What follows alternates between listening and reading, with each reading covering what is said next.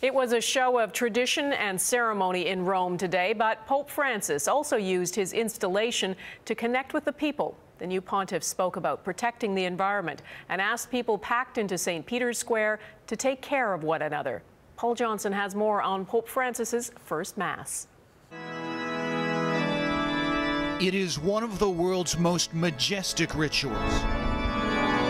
From his ride through St. Peter's Square in the Pope-mobile to the presentation of the Ring of the Fishermen, the inauguration of Pope Francis was a spectacle befitting of an institution like the Roman Catholic Church, ancient and vast in its reach. Cristo. Custodiamo Cristo.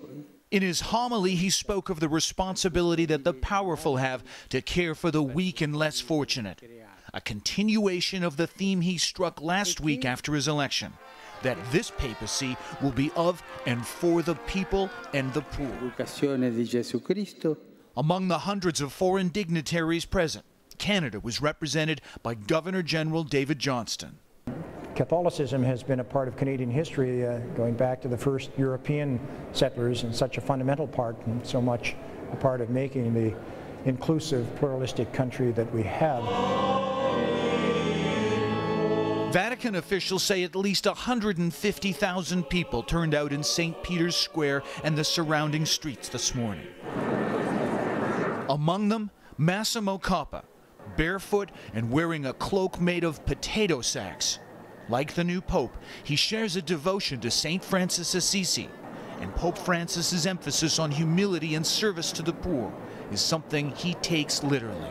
True message of Francis today that can really do a lot of good to many people, especially in time of economic collapse. Most Vatican observers think he's off to a pretty good start, especially with this image he's been portraying as this humble Pope of the people. But he faces some challenges on some of the hot-button issues of our times. He's opposed to abortion, he's opposed to gay marriage, and he's going to have to lead this church through the difficult process of reconciling with victims of sexual abuse by priests. Donna? Paul Johnson in Rome for us. Thank you, Paul.